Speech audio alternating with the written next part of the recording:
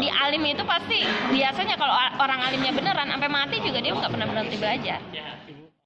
Masyarakat Jakarta ini tidak mempunyai basic pesantren layaknya di Jawa segala macam, tetapi tradisi yang kita kembangkan ini sendiri pun merupakan cerminan dari sebuah pesantren pada umumnya, dengan catatan ya sama layaknya dengan orang lagi belajar ya. Pesantren kan ada yang males, ada yang rajin. Nah kalau santri kalong orang Betawi ini, nggak Betawi aja sih sekarang kan banyak ya, mereka tekun dalam mengajinya, tekun dalam menerapkan apa yang dikaji, dan karena sifatnya itu bukannya satu terpusat pada satu tempat. Kalau pesantren kan kita kurikulumnya jelas pada satu tempat, waktunya ditentukan. Kalau majelis taklim kan enggak, adanya hari ini, hari itu, waktunya kapan, tempatnya menyebar di mana-mana, gurunya pun beragam kemampuannya.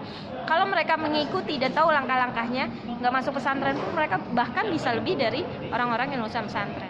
Kita nggak bisa lepas ya dari masyarakatnya sendiri ada keinginan nggak buat mengaji. Nah, keinginan buat mengaji itu sebenarnya hampir rata-rata orang pengen baik, tapi menempatkan waktu itu kan belum tentu bisa. Jadi pertama dari masyarakatnya, yang kedua dari gurunya. Guru jangan selalu merasa puas, oh saya udah ngaji nih, enggak. Ya namanya guru, ya orang kan semakin ilmu padi lah, semakin berisi semakin menunduk. Harusnya dia berasa bahwa dia tuh akan kurang lagi. Kalau guru yang benar dia akan ngaji terus sampai mati. Dan bahkan ulama-ulama Betawi dulu kenapa mereka menjadi orang-orang yang hebat?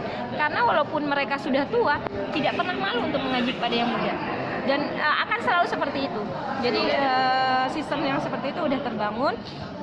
Dan yang paling penting adalah yang namanya guru tidak cuma mengaji. Kita lihat ulama-ulama yang ada di pesantren, mereka itu biasanya ahli riyadhah, ahli puasa, ahli sodako, ahli Quran. Kalau mohon maaf, kalau gurunya ilmunya banyak tapi muridnya sedikit, kan itu dipertanyakan. Kalau misalnya ilmunya sedikit tapi kok muridnya banyak, orang akan bertanya, emang dia bisa apa tuh? Gitu. Tetapi ada sisi-sisi ruhani yang tidak semua bisa disentuh. Dan ini biasanya dimiliki oleh ulama-ulama yang ahli riyadhah. Contohnya, kalau puasa Senin Kamis mungkin biasa ya, kita akan ketemu dengan ulama-ulama yang dia setahu dalam, bukannya berarti siamud dahar ya, maksudnya puasa sepanjang tahun, tapi sehari-harinya aja kerjaannya udah puasa. Belum yang tahajudnya. Kalau kita tahajud level 2 4 rakaat, dia tahajudnya udah yang ratusan rakaat gitu. Terus baca Qur'annya yang mungkin sehari seperti Imam Syafi'i bisa sekali khatam. Itu yang didawamkan oleh orang-orang yang host, dan biasanya itu memang nggak kelihatan tapi ilmunya tuh kepake. Nah ini yang itu juga ada di Betawi, nggak cuma di Jawa.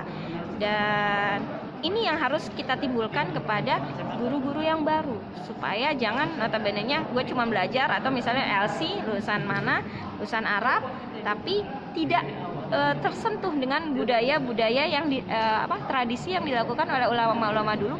Tidak cukup mengaji, cari doa yang ini, dan yang paling penting adalah mereka minta keberkahan guru.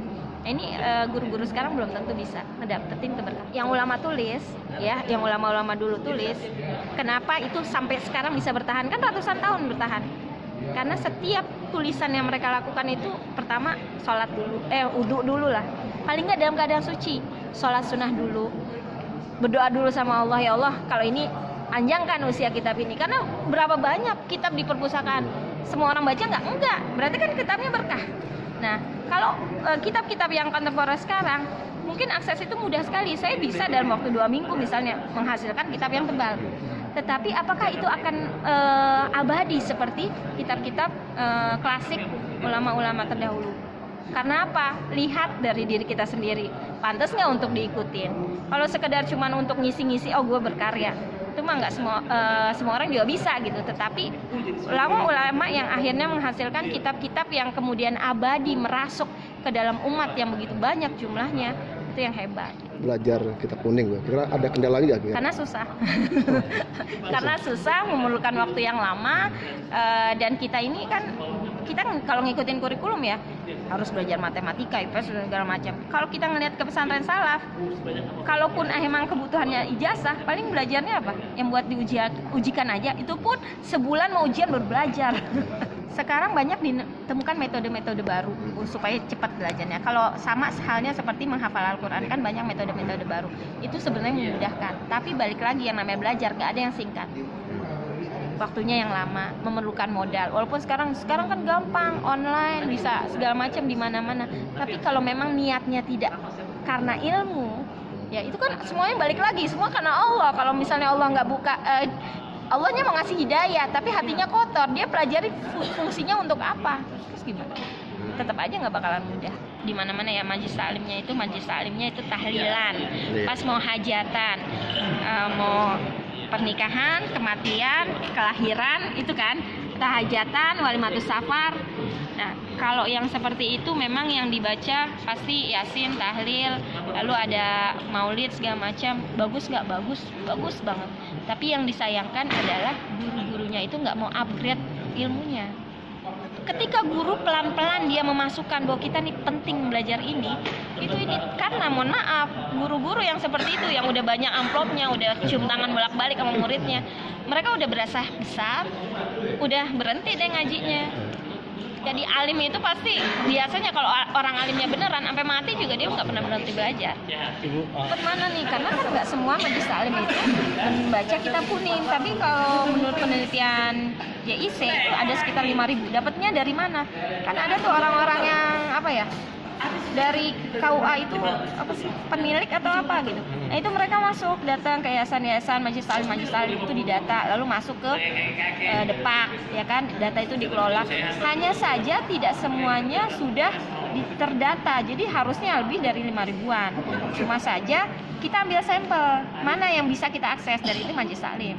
Ya sesuai dengan jumlah. Dibilang majelis taklim itu membahas politik, cuman menyinggung-nyinggung aja, kecuali memang rapat di luar majelis taklim nih mau kedatangan caleg nih, nah gitu. Biasanya kalau ulama-ulama kita nih yang Betawi, mereka nggak berani mengajukan pendapatnya kalau bukan dari gurunya. Ustazah, menurut pendapat ustazah apa? Saya ini gitu, tapi saya ngikutin guru saya. Apa kata dia? Muallim Syafi'i Azami. Nah, sebelum Muallim Syafi'i Azami itu kan ada Guru Mansur yang tadi disebutkan 3 kitabnya tentang ilmu falak. Lalu ada silsilahnya dari abad ke-19, itu banyak sekali. Dan kalau misalnya yang jadi mufti Betawi itu Habib Utsman bin Yahya. Karena sebelum Habib Utsman, muftinya itu walaupun di Jakarta, dia bukan orang Betawi kan. Belajar kitab kuning itu kan waktunya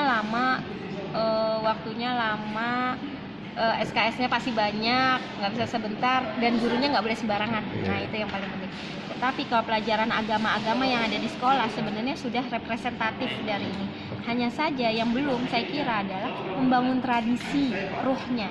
Karena kayak pesantren-pesantren modern kan yang diisi adalah bagaimana cara membacanya, bukan cara memahaminya pun intinya dari kulit-kulitnya, tidak masuk ke ruhnya. Bagaimana kita menjadi pribadi seperti ini, itu yang nggak dibangun. Sama halnya seperti yang dikatakan Kiai Sodri tadi, kalau mau jadi baik akhlaknya, dengerin ceramah.